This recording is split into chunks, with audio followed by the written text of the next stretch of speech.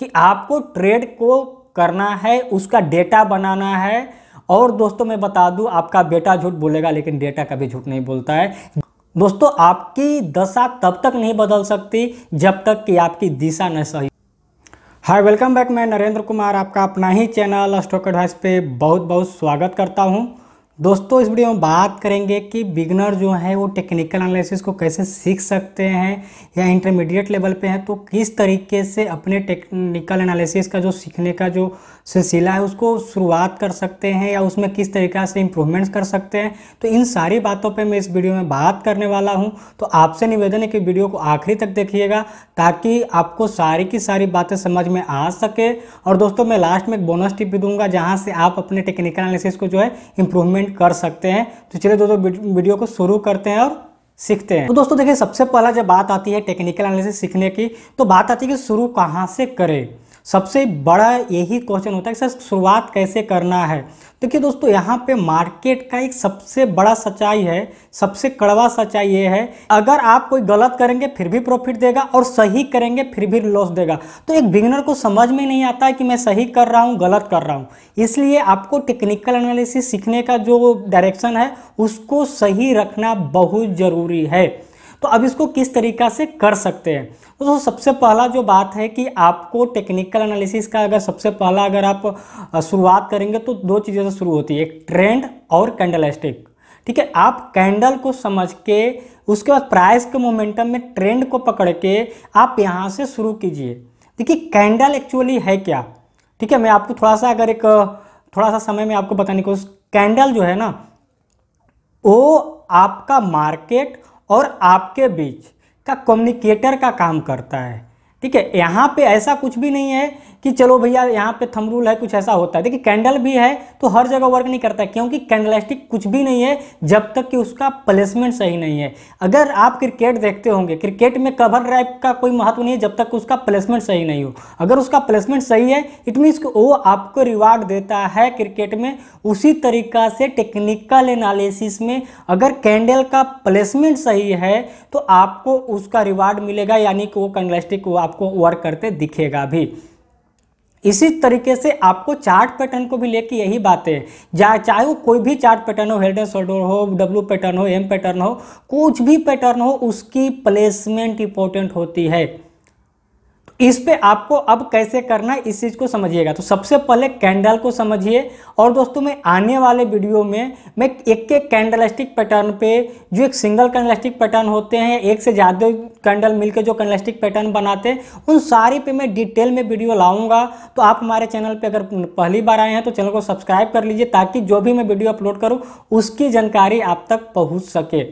अब दोस्तों अब क्या करनी है कि आपको सबसे पहला दो चीज़ों को आपको ध्यान रखनी है। सबसे पहला कैंडल को डेली देखना है, और वो भी आप थोड़ा सा जब टेक्निकल एनालिसिस सीखने के शुरुआती दौर में है तो थोड़ा सा चार्ट का जो टाइम फ्रेम है वो थोड़ा सा बड़ा कर लीजिए। इट मीन्स मैं क्या बोलना चाह रहा हूँ कि आपका जो चार्ट है ना उसको टाइम फ्रेम को बड़ा करना है। मतलब अगर आपको लगता है कि आप 5 मिनट के कैंडलस्टिक को देख के आप कैंडल को रीड करना सीखेंगे, बिल्कुल गलत हैं। आप अगर बिगिनर हैं या इंटरमीडिएट लेवल पे हैं तभी ये वीडियो को देख रहे हैं, तब मैं आपको रिकमेंड कर रहा हूँ कि आप जाइए मिनिमम 1 डे का चार्ट देखना शुरू कीजिए, मिनिमम। इससे नीचे का चार्ट मत देखिए, और वहाँ पे कैंडल को जो रीड करते हैं कैंडल को समझिए। ये वो साइकोलॉजी जो आपको बताने की कोशिश कर रहा है, जो मार्केट है आपके बीच का जो कम्युनिकेटर है उसकी कम्युनिकेशन को समझने की कोशिश कीजिए।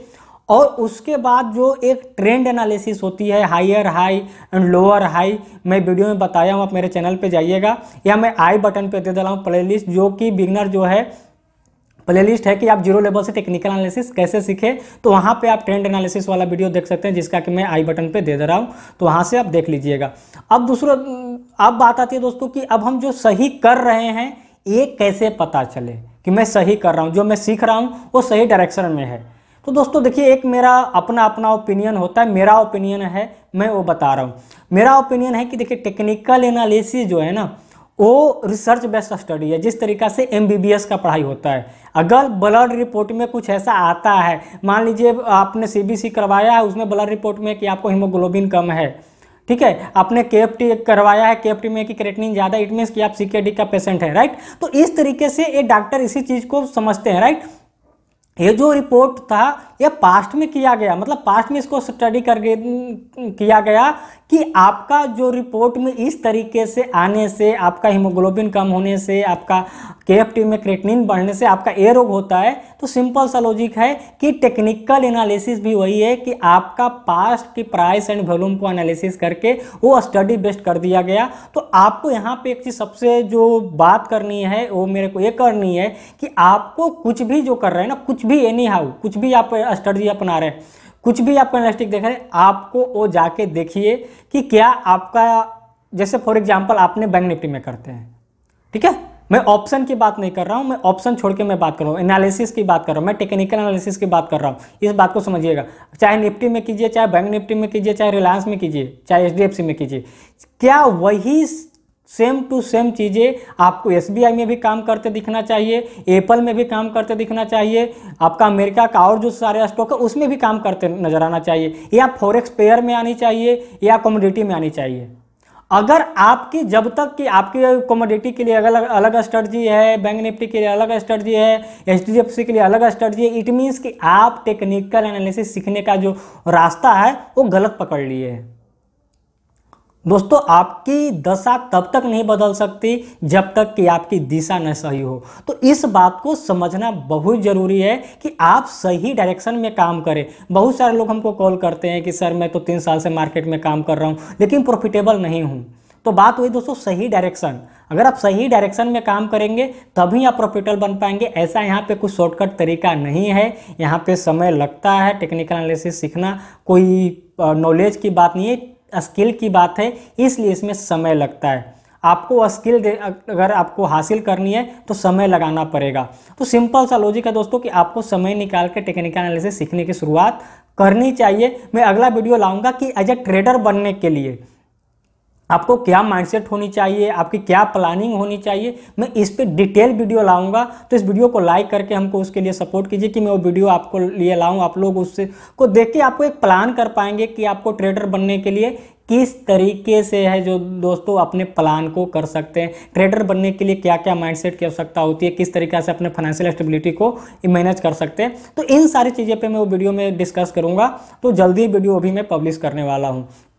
अब दोस्तों एक बात और है कि जब भी आप टेक्निकल एनालिसिस सीख रहे हैं, मेरा रिकमेंडेशन ये होता है कि उस समय तक आप ट्रेडिंग को रोक दीजिए। ठीक है दोस्तों, तो ये एक बहुत ही इंपॉर्टेंट पहलू है, क्योंकि अगर आप ट्रेड करोगे, देखिए ट्रेड करके, कोई बोलता है ट्रेड करके आप सीखते हो, बात सही है, ट्रेड करके ही सीखेंगे, लेकिन आप कितना लॉस करके सीखेंगे? लॉस कर करके नहीं सीख सकते। ठीक है, इसके लिए आपको करना क्या होगा, मैं आपको बता रहा हूं दोस्तों कि सबसे इंपॉर्टेंट जो है ना, कि आपने जो सीखा है, सबसे पहला कि आपको उस पर प्रैक्टिस होनी चाहिए। प्रैक्टिस है, वेरी गुड। प्रैक्टिस होने के बाद जब आप लाइव मार्केट में आते हैं ना, तो आपको लगता है कि यार मैंने ये रेजिस्टेंस मार्क किया था, रेजिस्टेंस से मेरा प्राइस नीचे जाता है, तो उस रेजिस्टेंस पे आपको ट्रेड लेनी है on the paper trade. Paper trade बोले तो आपको वहां पे कमेंट्री लिखना है, जिस तरीके से क्रिकेट में होती है कि मैंने इसको क्यों लिया, इसमें मैंने क्या क्या देखा था और मैंने इसको छोड़ा हूं। मैं एकदम आपको लगे कि मैं ट्रेड लिया हूं लेकिन मैं छोड़ा हूं। जैसे क्रिकेट में क्या होता है ना कि एक का अगर आप टेस्ट मैच देखे होंगे तो कमेंटेटर बोलते हैं कि गेंद को बहुत अच्छा जाने दिया, बहुत अच्छा छोड़ा है। तो उसी तरीका से ट्रेडर को ट्रेड छोड़ के ट्रेडर बनेगा, क्योंकि जब आप ट्रेड में इंटर करते हैं आपका प्रॉफिट एंड लॉस आपके माइंड में घर से कर जाता है, लेकिन उसी बात को अगर आप ट्रेड को छोड़ते हैं तो आप एक एक कैंडल को, एक एक स्विंग को आप बहुत अच्छा से कैच कर रहे होते हैं। तो ये भी एक मेरा रिकमेंडेशन है कि इसको आपको समझना बहुत ज़रूरी है कि आपको ट्रेड को करना है, उसका डेटा बनाना है। और दोस्तों मैं बता दूं, आपका बेटा झूठ बोलेगा लेकिन डेटा कभी झूठ नहीं बोलता है। जिस दिन आपका डेटा यहाँ से आवाज़ देने लग गया कि नहीं आई कैन डू दिस, मैं ये काम कर सकता हूँ, आप धीरे से एक छोटा सा कैपिटल लाइएगा और आपका करियर आगे बढ़ जाएगा। तो दोस्तों ये इंपॉर्टेंट पहलू है कि इस पे बात करनी जरूरी है, जो कि कोई नहीं करता है, मैं कर रहा हूँ। ठीक है, अब यहाँ पे देखिए एक चीज़ और जो मैं बता दूँ कि टेक्निकल एनालिसिस जब भी आप सीखने की कोशिश कर रहे हैं, आप सिंप्लिसिटी की ओर जाइए। सिंप्लिसिटी, आप ज़्यादा ओवर एनालिसिस करके कुछ हासिल नहीं करने वाले। सिंप्लिसिटी होना चाहिए दोस्तों। अगर मैं बताऊं ना, मार्केट में क्या काम करता है, मार्केट में 3 ही चीज़ वर्क करती है। आप चाहे दुनिया का कोई भी ब्लॉग पढ़ लीजिए, कोई भी आप बुक उठा के देख लीजिए, आपको ये 3 चीज़ कॉमन मिलेगा।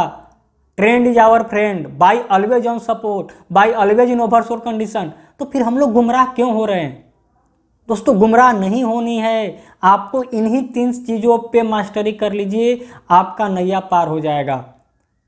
सिंपल सा लॉजिक है। इसमें आप अगर कुछ ज़्यादा इन्हांस करने की कोशिश करेंगे या ऐसा कुछ करने की कोशिश करेंगे तो आप जो है ना रास्ता भ्रमित होंगे, और रास्ता भ्रमित होंगे तो फिर आप टेक्निकल एनालिसिस सीखने का और अपना ट्रेडिंग करियर जो बनाने का जो सपना है वो आधा अधूरा रह जाएगा।